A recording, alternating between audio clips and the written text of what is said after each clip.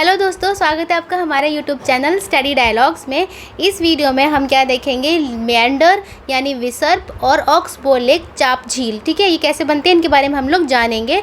और जो इससे पहली वाली वीडियो थी उसमें हमने क्या पढ़ा था कि नदी के जो भी स्टेजेस ऑफ द रिवर हैं वो, यानी कि नदी किन किन चरणों से होकर गुजरती है और कौन कौन से लैंड फॉर्म बनाती है, और उसको हमने एक ह्यूमन लाइफ से, जो हमारी खुद की आम जिंदगी होती है बचपन से लेकर बुढ़ापे तक की ज़िंदगी, उससे हमने इसको नदी की जो खुद की स्टेजेस हैं उसको कंपेयर करा था। ठीक है, और यहाँ पे जो हम लोग इम्पॉर्टेंट पॉइंट हैं, कंसेप्ट हैं और जो इम्पॉर्टेंट क्वेश्चंस हैं वो साथ के साथ करते हुए चलेंगे। और ये जो वीडियो है ना वो हिंदी और इंग्लिश मीडियम दोनों के बच्चों के लिए, क्योंकि हम यहाँ पर दोनों के वर्ड्स को यूज़ करेंगे। ठीक है, तो इस वीडियो को स्किप बिल्कुल ना करें, पूरा सुनें। आप देखना, आपको बहुत सारा कंसेप्ट जो है क्लियर हो जाएंगे। बहुत ज़्यादा इन्फॉर्मेटिव वीडियो है, तो वीडियो को सब्सक्राइब वीडियो को पूरा सुने और चैनल को सब्सक्राइब ज़रूर कर लें। तो चलिए अब इस टॉपिक के बारे में जान लेते हैं। तो हमारा टॉपिक क्या है, मेंढर और ऑक्सबो लेक। अब देखो, अगर हम देखें शुरुआत से पहले थोड़ा सा बेसिक जान लेते हैं। तो बेसिक में क्या है कि जो भी कोई नदी होती है ना, नदी यानी क्या है, रिवर। तो रिवर की मेन तौर पर क्या होती हैं, 3 स्टेजेस होती हैं। कौन कौन सी होती हैं? एक होती है उसकी यूथ स्टेज होती है। ठीक है, यूथ हो गई। एक होगी मैच्योर मतलब बड़ी वाली, जो हम यंग एडल्ट स्टेज में होते हैं। और तीसरी हो गई ओल्ड। अब यूथ वही है जो हमारे बचपन में, जब हम बहुत छोटे होते हैं, है ना, पहली दूसरी क्लास में पढ़ते हैं। सेम वही है जब हम चाइल्ड होते हैं, हमारा बचपन होता है। मैच्योर वो है जब हम थोड़े एडल्ट हो जाते हैं, बड़े हो जाते हैं, कॉलेज में पढ़ने लगते हैं, ये वो वाली स्टेजेस है। और ओल्ड वो है जब हमारा बुढ़ापा आता है। ठीक है, अबव 60-65 ईयर्स ओल्ड, तो ये वो वाली चीज़ें हमने पहले इसी को कंपेयर करा था, नदी की जो स्टेजेस हैं। तो अब नदी क्या करती है कि इन्हीं वाले अपने जो पूरा कोर्स है यहाँ पर बहुत सारे स्थला करती हैं, यानी कि लैंड फॉर्म्स पढ़ाती है। तो यहाँ पर हम क्या पढ़ेंगे, मिएंडर्स पढ़ेंगे। अब देखो, मिएंडर जो है मतलब कि विसर्प है ना। मिएंडर क्या है, ये है विसर्प। वो कब बनते हैं, जब नदी मैदान के इलाके में आ जाती है। पहली बात तो ये हुई। ठीक है, जब भी नदी पहाड़ी इलाके से मैदानी इलाकों में एंटर कर जाती है ना, मैदानी इलाकों में आ जाती है, क्षेत्र में प्रवेश करती है, तो वो मोड़दार मार्ग बनाने लगती है। मोड़दार मार्ग का मतलब क्या हुआ कि इस तरह से ये, ठीक है ना, जैसे अब देखो, मिएंडर का जो शब्द है हिंदी में क्या शब्द है, ये है विसर्प। मतलब अब सर्प शब्द से देखो, सर्प का मतलब होता है सांप होता है। तो सांप भी है तो ऐसे ही चलता है, ऐसे यही सेम उसकी मोड़ होते हैं यहाँ पे सांप के। तो उसी शब्द से यहाँ पर मिएंडर यानी कि विसर्प शब्द आया है। अब जब वो ऐसे मोड़दार चलती है ना, यहाँ से देखो, मोड़दार जब वो चलती है तब वो यहाँ पर ऑक्सबो लेक बनाती है। ठीक है, यहाँ पर क्या करती है, चाप झील का निर्माण करते हुए आगे बढ़ जाती है। तो देखो, अभी हमने क्या पढ़ा कि मेंढर पढ़ा। मेंढर मतलब क्या हुआ कि नदी का सिर्फ ये जो मुड़ाव है, ऐसे है ना, मुड़ना उसका, ये हो गया मेंढर। ठीक है, अब इन्हीं मिएंडर से कट के क्या बन जाएंगे, कट के बन जाएंगी ऑक्सबो लेक, कांवर झील।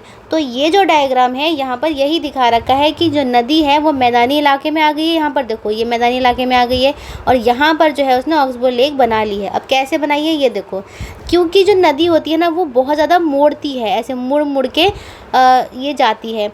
तो इसी मुड़ाव की वजह से नदी की जो स्थलाकृतियाँ लैंड फॉर्म्स बनती है ना, उसमें 2 चीज़ें होती हैं। कौन कौन सी चीज़ें होती हैं? एक होता है इरोजन और दूसरा होता है डिपोजिशन। ठीक है, तो इरोजन को क्या बोलते हैं, इरोजन को हम लोग बोलते हैं अपर्दन। क्या बोलेंगे इरोजन को? अपर्दन। तो नदी जो है अपर्दन करती है और एक करती है निक्षेपण। ठीक है, निक्षेपण करती है। इन्हीं 2 प्रोसेस की वजह से ये लैंड फॉर्म्स बनते हैं। यहाँ तक कि most of the land forms, जितने भी ज़्यादातर जो लैंड फॉर्म्स हैं नदी के, वो इन्हीं प्रोसेस की वजह से बनते हैं। तो यहाँ पर यही प्रोसेस है इसका मेन रीज़न। ठीक है, तो अब देखो, यहाँ पर नदी ने क्या करा कि यहाँ से, इस वाले एरिया से, यहाँ से उसने इरोजन करा। इरोजन का मतलब है अपर्दन। तो यहाँ की मिट्टी काट काट के जमा कहाँ कर दी, वो यहाँ कर दी खूब सारी। ठीक है, नदी चलती रही और यहाँ से काट के खोद के क्या करा कि यहाँ पर मिट्टी जमा कर दी। ठीक है, यहाँ इतनी ज़्यादा मिट्टी जमा कर दी कि यहाँ पर नदी का बहाव रुक गया और यहाँ पर क्या हो गया, गड्ढा हो गया। ठीक है, इस रीजन में क्या हो गया, गड्ढा हो गया। तो अब जहाँ पर गड्ढा हो जाएगा वहाँ पर क्या भर जाएगा, वहाँ तो पानी भर जाएगा नहीं भर जाएगा। और यहाँ पर जो है वो नदी बहुत सारा रेत जमा कर देती है, तो यहाँ से लेके यहाँ तक नदी पूरी कट जाती है, ठीक है, कट जाती है और इस वाले एरिया को जोड़कर आगे बढ़ जाती है। जैसे कि ये वाला, ये वही एरिया है जहाँ उसने जोड़कर आगे बढ़ लिया और ये जो मिट्टी है वो पूरी यहाँ पर डिपॉजिट हो गई है। तो समझ आया कि किस तरह से नदी ने ऑक्सबो लेक बना ली, है ना, कौन से प्रोसेस से बना ली, चाप झील कौन से प्रोसेस से बनाई, इधर करा इरोजन और इधर करा डिपोजिशन। इरोजन का मतलब है अपरदन और डिपोजिशन का मतलब है निक्षेपण, ठीक है। तो आशा करती हूँ कि आपको ये जो ऑक्सबो लेक है ये बहुत ही अच्छे से समझ में आए होंगे, है ना। तो यहाँ पे ये जो लूप होते हैं ना, जो लूप के जो सिरे होते हैं वो आपस में पास में आ जाते हैं, बस पास में आ जाते हैं, तो यहाँ से ये चीज़ कट जाती है तो यहाँ पर ये चाप झील बन जाती है। और यहाँ पर नदी जो है अपना पूरा कोर्स वैसे के वैसा ही रखती है जैसे वो चल रही है, बस एक क्या बना लेती है, एक झील बना लेती है। अब इसका सबसे बड़ा एग्जाम्पल पता है क्या है? अच्छा हाँ, एक चीज़ और देखिए, ये जो इसका ऑक्सबो लेक नाम है ना, ये ऑक्सबो लेक नाम किस चीज़ से आया है? ऑक्स मतलब क्या होता है? बैल होता है, ठीक है। अब देखो ये है, हम बैल बनाते, देखो ये बैल है, ठीक है। अब ये इसके पैर हो गए और ये हो गया, ठीक है। अब ये जो बैल है ना उसका एक कुबड़ होता है, क्या होता है, यहाँ पर जो बैल का कुबड़ होता है ना, तो ऑक्स का जो कुबड़ है ना, ऑक्स की जो बो है, ये नाम यहाँ से आया है, ठीक है। तो ये उसी से इसकी शेप मिल रही है, इस तरह से, ये इस तरह से। तो ये जो नाम ऑक्सबो आया है ये इस एनिमल के, इस चीज़ से, ऑक्स के बो से आया है, मतलब बैल के जो कुबड़ आया है इसकी शेप से ये चीज़ आई है। अब इसका सबसे बढ़िया एग्जाम्पल आपको पता है कि एशिया की सबसे बड़ी लार्जेस्ट फ्रेश वाटर लेक कौन सी है? ये है हमारे बिहार के बेगूसराय में, ठीक है, बेगूसराय में है। कौन सी है? ये है फ्रेश वाटर ऑक्सबो लेक है, बिहार के बेगूसराय में है और इसका नाम है कांवर झील, ठीक है। कांवर झील है, बहुत इम्पॉर्टेंट है, कई बार ये क्वेश्चन पूछा भी गया है,